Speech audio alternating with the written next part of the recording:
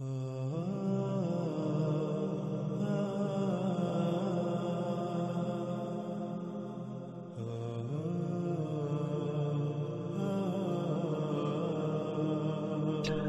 جیسے ہم پروگرام میں آگے بڑھیں گے ناظرین، ہر بات جو ہے وہ کھل کر واضح ہوتی چلی جائے گی۔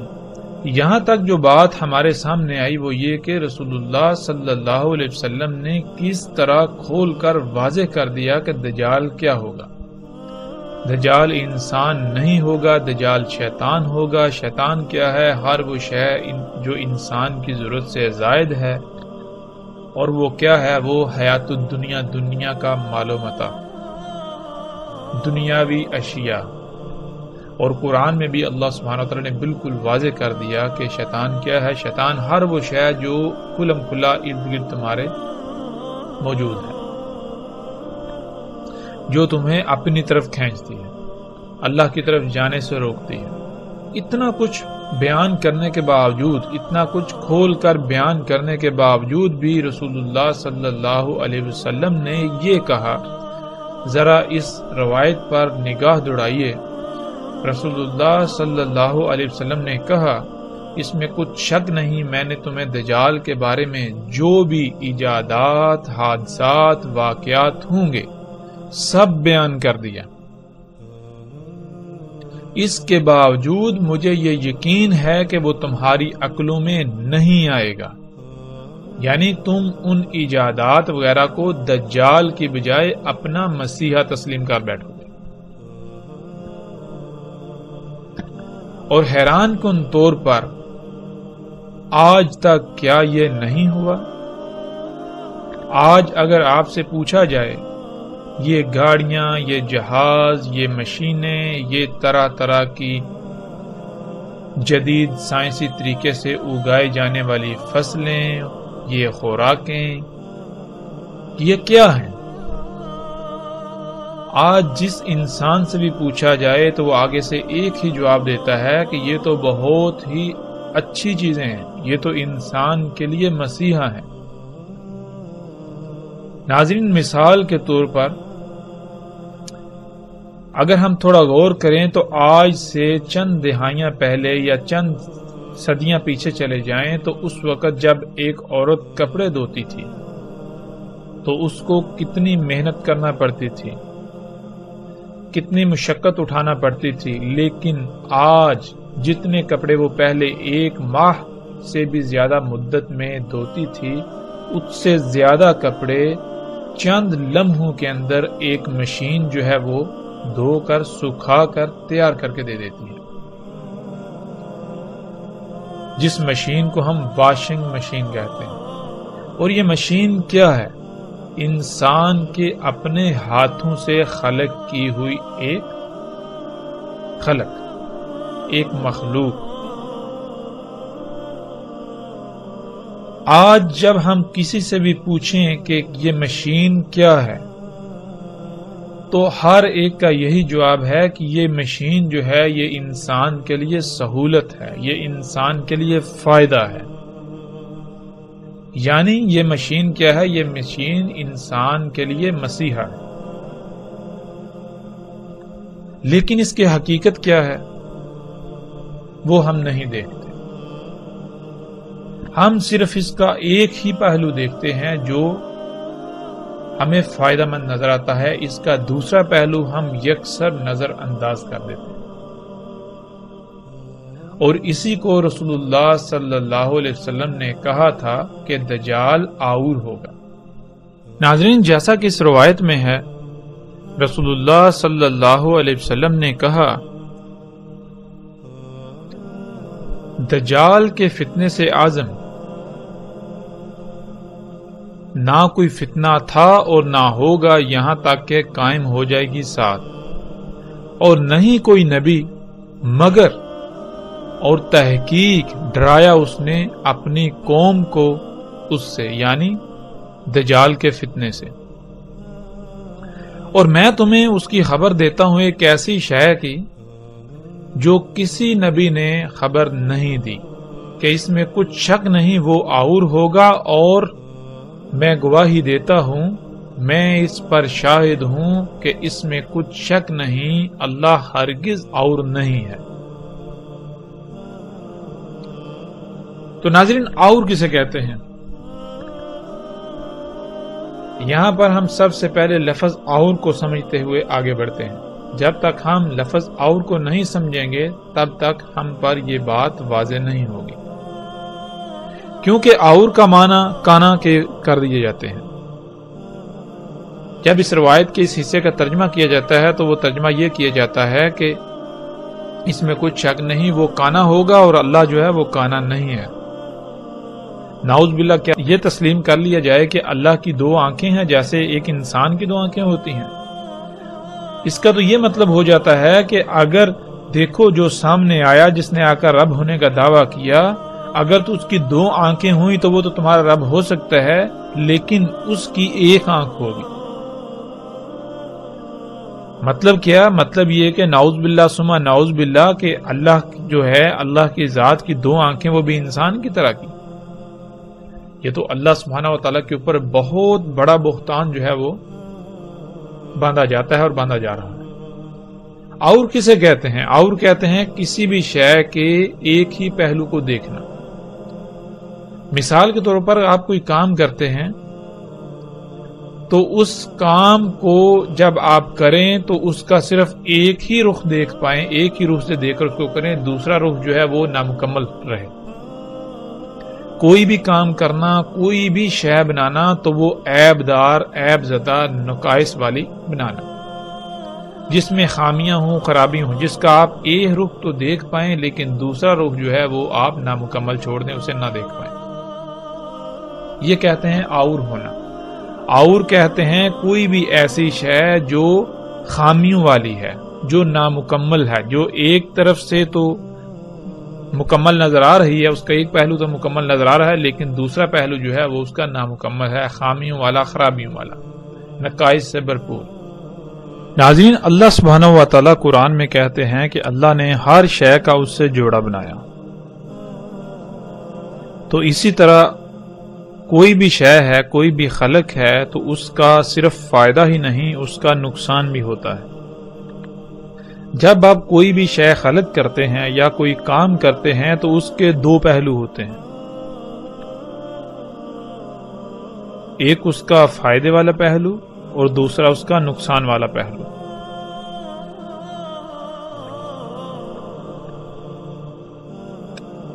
تو جو بھی کام دونوں پہلوؤں سے مکمل کیا جائے، دونوں پہلوؤں کو دیکھ کر کیا جائے،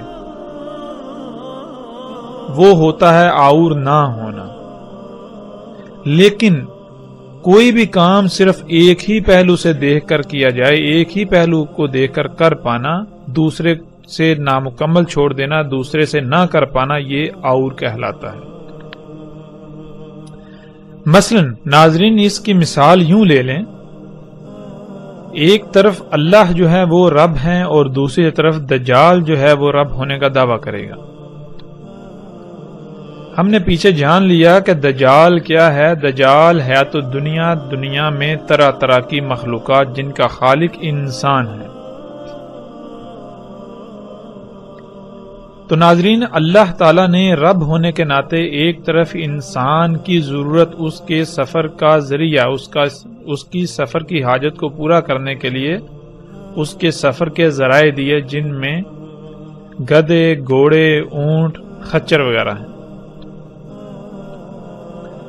اللہ سبحانہ و تعالیٰ نے انسان کی سواری کے ذرائع خلق کیے، اس میں کچھ شک نہیں کہ ان کی رفتار انسان کے خلق کیے ہوئے سواری کے ذرائع سے کئی گنا کم ہے، لیکن اللہ نے جو سواری کے ذرائع خلق کیے، اگر وہ ارب ہا ارب، خرب ہا خرب سال بھی استعمال ہوتے رہیں گے تو دنیا میں کوئی خرابی نہیں ہوگی۔ اللہ سبحانہ و تعالیٰ نے ان کو خلق کیا تو جو وہ خارج کرتے ہیں، جو کچھ کھاتے ہیں اور پھر وہ خارج کرتے ہیں، جو فضلہ خارج کرتے ہیں وہ دوسری مخلوقات کی خوراک ہے۔ یوں فضلہ جو ہے وہ اس دنیا میں جمع نہیں ہوتا، بڑھتا نہیں، وہ دوسری مخلوقات کے استعمال میں آ جاتا ہے۔ یوں کائنات میں یہ جو نظام ہے یہ اسی طرح بیلنس رہتا ہے، یہ میزان جو ہے، توازن جو ہے یہ قائم رہتا ہے، برقرار رہتا ہے۔ لیکن اس کے برعکس انسان کے خلق کردہ سواری کے ذرائع، اللہ تعالیٰ نے جو انسان کی ضرورت پوری کرنے کے لیے، انسان کی سواری کی ضرورت پوری کرنے کے لیے جو ذرائع خلق کیے، وہ دونوں لحاظ سے مکمل خلق کیے، ان میں کوئی خامی نہیں، کوئی خرابی نہیں، کوئی نقصان نہیں، فائدہ ہی فائدہ ہے۔ نقصان والا پہلو جو ہے اس کے اندر خامیاں وغیرہ ختم کر دی، دور رکھیں، خامیوں سے پاک خلق کیا۔ لیکن انسان کے خلق کردہ جو سفر کے ذرائع ہیں، یہ جو مشینیں ہیں جنہیں ہم گاڑیاں، جہاز، ٹرینیں وغیرہ کہتے ہیں، ناظرین یہ جب انسان ان سواری کے ذرائع کو استعمال کر رہا ہے تو یہ کاربن جو ہے وہ ریلیز کرتے ہیں، کاربن چھوڑتے ہیں، دھواں چھوڑتے ہیں۔ اب یہ دھواں کہاں جا رہا ہے؟ انسان نے جب خلق کیا ان ذرائع کو تو صرف ایک ہی پہلو دیکھا، وہ ایک ہی پہلو کون سا ہے؟ وہ فائدہ ہی فائدہ دیکھا کہ اتنی تیز رفتاری سے سفر ہوگا، یہ ہوگا، وہ ہوگا، اتنی آسائشیں، سہولتیں، آسانیاں، آرام ہوگا، سکون ہوگا، سفر سالوں کا دنوں میں، گھنٹوں میں طے ہو جائے گا۔ لیکن جو دوسرا پہلو ہے ناظرین، اس سے بالکل اندھا رہا، وہ اسے نظر ہی نہیں آیا۔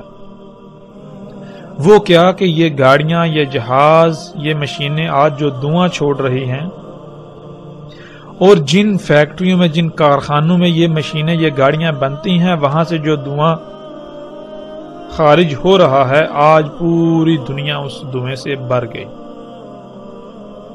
اس دھوئیں کی وجہ سے آج ہر سال کم از کم 33 لاکھ انسان جو ہیں وہ موت کا شکار ہو رہے ہیں۔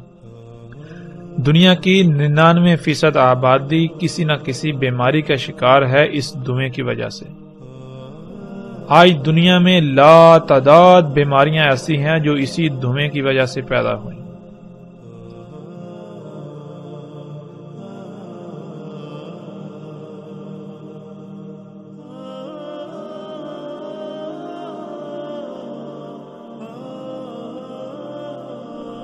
آج دنیا میں لا تعداد مخلوقات ایسی ہیں جن کا قتل ہوا، جو صفحہ ہستی سے مٹ گئیں، اور وہ اسی دھوئیں کی وجہ سے۔ ناظرین آج آسمان پھٹ چکا، اور آسمان کس وجہ سے پھٹا؟ اسی دھوئیں کی وجہ سے۔ تو آج جب کسی سے پوچھا جاتا ہے کہ یہ سواریاں جو ہیں یہ کیا ہیں، یہ تو نقصان ہے، یہ فائدہ مند نہیں ہے، تو آگے سے کہا جاتا ہے نہیں، یہ تو مسیحا ہیں۔ دیکھو پہلے جو تم سفر کرتے تھے، سالوں میں کرتے تھے، اتنی تکلیفیں، مصیبتیں اٹھاتے تھے، حج کرنے جاتے تھے، تمہیں مہینے، سال لگتے تھے، رستے میں ذل و رسوا ہوتے تھے، تکلیفیں اٹھانی پڑتی تھی، مشقت اٹھانی پڑتی تھی، حج کرتے تھے، بوڑھے حج نہیں کر سکتے تھے۔ آج دیکھو یہ سواری کے ذرائع خلق کیے تو تم بڑے آرام سے بیٹھ کر جاتے ہو، اور وہی انہی مخلوقات جو ہیں یہ ان سے سہولتیں، فائدے اٹھاتے ہو اور حج کر کے گھر آ جاتے ہو۔ کتنا آرام دہ! یہ نقصان ہے یا فائدہ ہے؟ یہ فساد ہے یا اصلاح ہے؟ یہ دجال ہے یا مسیحا ہے؟ تو اس کو اصلاح پیش کرتے ہیں، اس کو مسیحا بنا کر پیش کرتے ہیں، اور اس کو پھر دنیا کی اکثریت جو ہے اسی کو مسیحا تسلیم کر رہی ہے۔ آج اس سب کو رب بنا کر بیٹھی ہوئی۔ یہ ہے آور ہونا۔ تو دجال جو ہے وہ آور ہوگا، یعنی ہر وہ شے دجال ہوگی جس میں خامیاں ہوں گی، نقائص ہوں گے، خرابیاں ہوں گی۔ جو ایسی شے کو خلق کرے گی، خامیوں والی شے کو خلق کرے گی، خرابیوں والی اشیاء کو خلق کرے گی، وہ جو خالق ہوگا وہ دجال ہوگا۔ اللہ جو ہے وہ آور نہیں ہے۔ مطلب کیا؟ اللہ جو ہے وہ سبحان ہے، اللہ پاک ہے اس سے کہ وہ عیبدار خلق کرے۔ اللہ کوئی بھی کام جو کرتا ہے وہ اس کام کے دونوں پہلوؤں سے اس شے کو مکمل کرتا ہے۔ اللہ کی ذات جو بھی کام کرتی ہے، اللہ جو بھی کام کرتا ہے وہ دونوں پہلوؤں سے مکمل، ہر قسم کی خامیوں خرابیوں سے پاک خلق کرتا ہے اللہ۔ تو ناظرین یہی وہ واحد ایک علامت تھی، یہی وہ واحد ایک خبر تھی جو دجال کی پہچان کے لیے رسول اللہ صلی اللہ علیہ وسلم نے منفرد بیان کی کہ جان لو دجال جو ہے وہ آور ہوگا، اللہ جو ہے وہ ہرگز آور نہیں ہے۔ مطلب کیا؟ ہر وہ شے جس میں خامیاں ہوں، جس میں خرابیاں ہوں اور انسان اس کے باوجود اس کو اپنے لیے مسیحا سمجھتا ہے، اپنے لیے فائدہ مند سمجھتا ہے، وہ کیا ہے؟ وہ دجال۔ انسان اس کے دھوکے کا، دجل کا شکار ہو گیا۔ اور جو بھی ایسا خلق کرتا ہے، جس سے بھی ایسا کام ہوتا ہے، جو بھی ایسا کر رہا ہے، وہ دجال ہے۔ اللہ جو بھی کام کرتا ہے وہ ہر لحاظ سے پاک مکمل کرتا ہے، وہ کسی قسم کی خامی رائی برابر بھی کوئی عیب، کوئی فطور کسی شے میں نہیں چھوڑتا۔ تو جس شے میں بھی ہمیں یہ بات نظر آئے، خامی نظر آئے، خرابی نظر آئے، تو وہ کیا ہے؟ وہ دجال ہے، لہذا اس سے بچنا۔ پھر اس کے علاوہ اس روایت میں رسول اللہ صلی اللہ علیہ وسلم نے جو کہا وہ یہ، رسول اللہ صلی اللہ علیہ وسلم نے کہا کہ نہیں تھا، یعنی کہ ماضی میں بھی ایسے یہ جو دجال کا فتنہ ہے یہ ماضی میں بھی گزر چکا۔ اور پھر اس فتنہ کو کیا کہا؟ رسول اللہ صلی اللہ علیہ وسلم نے کہا یہ فتنہ کیا ہے؟ آزم۔ اس سے آزم کوئی فتنہ نہیں ہوگا۔ آزم کسے کہتے ہیں؟ آزم اس کا مادہ ہے عزامہ، عین زوئیں میم۔ عربی میں عزامہ ہڈی کو کہتے ہیں۔ ہڈی میں مضبوطی پائی جاتی ہے، سختی پائی جاتی ہے، قوت پائی جاتی ہے، اور ہڈی جو ہے وہ جسم کے اندر پائی جاتی ہے، گوشت کے اندر۔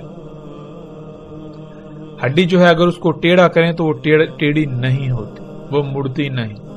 اگر آپ ٹیڑھا کرنے کی کوشش کریں گے تو وہ ٹوٹ جائے گی۔ پھر اسی طرح ہڈی جو ہے وہ گوشت کے اندر پائی جاتی ہے، جسم کے اندر پائی جاتی ہے۔ اگر جسم کے اندر سے تمام کی تمام ہڈی نکال لی جائے تو پیچھے جسم کی کیا اہمیت رہے گی، کیا حیثیت رہے گی؟ اس شے کو آزم کہتے ہیں۔ رسول اللہ صلی اللہ علیہ وسلم نے کہا کہ جتنے بھی فتنے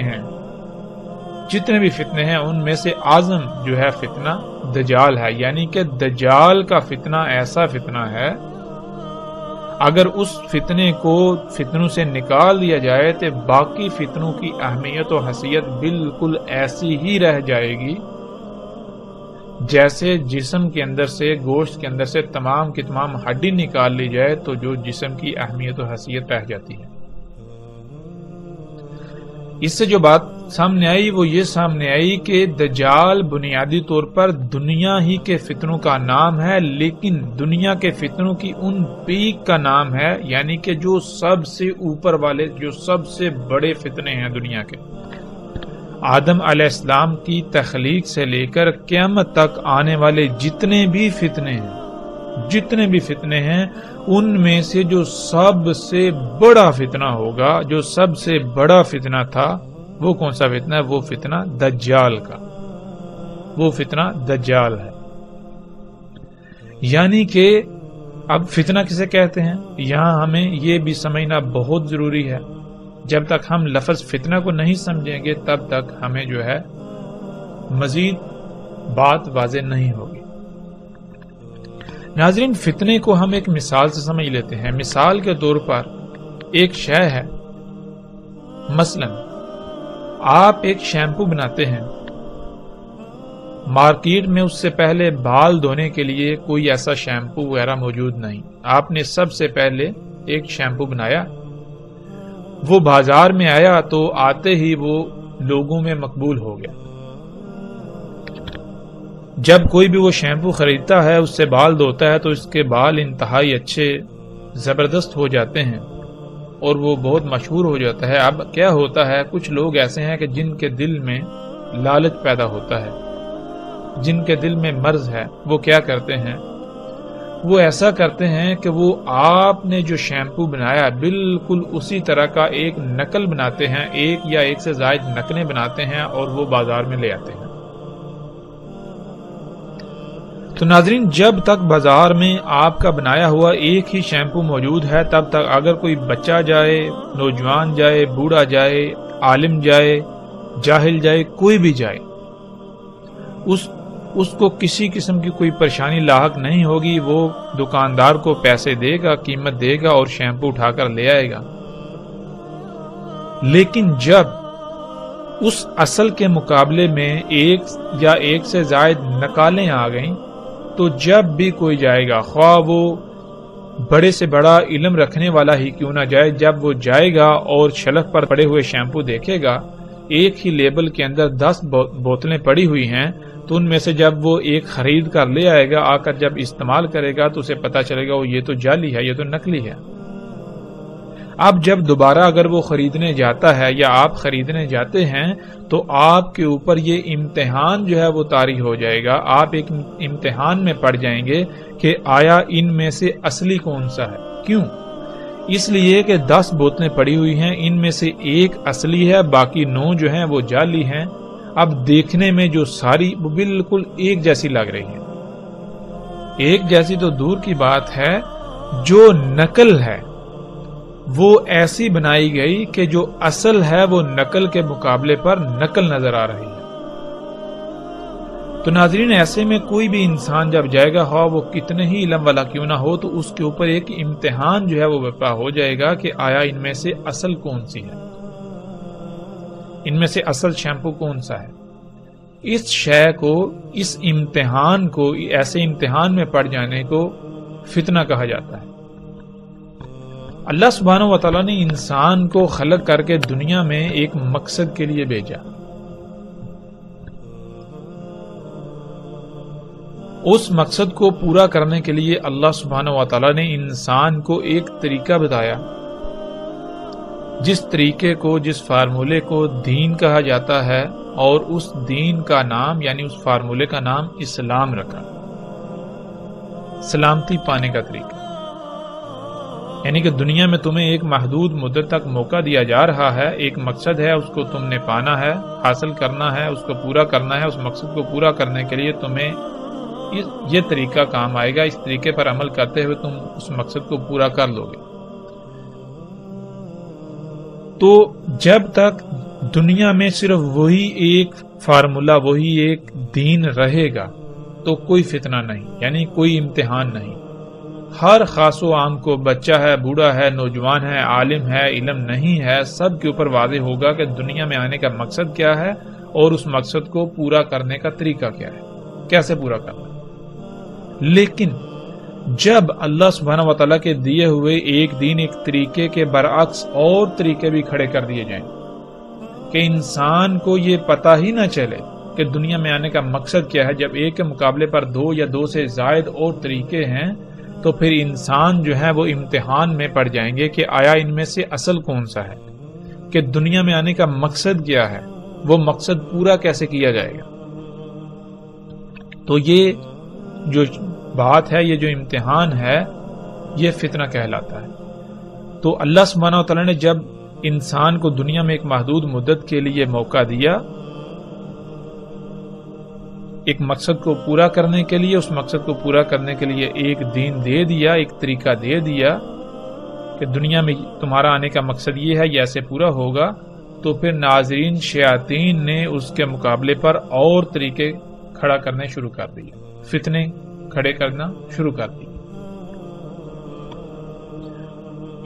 تو ایسے چلتا گیا، چلتا ایک وقت ایسا آیا، پیچھے جتنے بھی فتنے ہیں ان میں انسان سمجھ سکتے ہیں کہ یہ جو ہے یہ اصل ہے، یہ نقل ہے، پھر بھی بہت حد تک آسانی ہوتی ہے۔ لیکن جو ان میں سب سے بڑا فتنہ ہے، جو دجال کا فتنہ ہے، جب وہ آ جائے تو پھر انسانوں کی اکثریت جو ہے وہ اس کو پہچان نہیں پاتی۔ اس وجہ سے اسے اعظم کہا گیا کہ اگر فتنوں میں سے اس فتنے کو نکال دیا جائے تو پیچھے فتنوں کی باقی جتنے بھی فتنے ہیں ان کی اہمیت و حیثیت بالکل ایسی رہ جائے گی جیسے کہ جسم سے ہڈی نکال دی جائے تو پیچھے جو جسم کی اہمیت و حیثیت رہ جائے گی۔ تو آج ناظرین ہم دیکھیں کہ اگر آپ کسی سے پوچھیں یا اپنے آپ سے سوال کریں کہ دنیا میں آنے کا مقصد کیا ہے، تو آپ کے نزدیک اس کا جواب کیا ہوگا؟ اس مقصد کو پورا کرنے کا طریقہ کیا ہے؟ کسی سے بھی سوال کریں، سوال کرنے کی ضرورت ہی نہیں ہے۔ اگر آج ہم انسانوں کو دیکھیں تو ہر انسان آج حیات الدنیا کے پیچھے بھاگ رہا ہے۔ یہاں تک کہ جب کسی کے ہاں کوئی بچہ پیدا ہوتا ہے تو جیسے ہی بچہ پیدا ہوتا ہے اسی وقت والدین کے دل میں یہ خواہش پیدا ہوتی ہے کہ ہم اس کو بڑا جب یہ ہوگا تو اس کو ڈاکٹر بنائیں گے، اس کو انجینئر بنائیں گے، اس کو سائنٹسٹ بنائیں گے، فزسٹ بنائیں گے، کیمسٹ بنائیں گے، یہ فلاں بزنس کرے گا، یہ ایجادات کرے گا، یہ کوئی شہد دریافت کرے گا۔ تو ناظرین یہی تو وہ فتنہ ہے، یہی تو فتنہ دجال ہے۔ آج ہر انسان کی دنیا میں زندگی کا مقصد ہی یہ بن چکا ہے،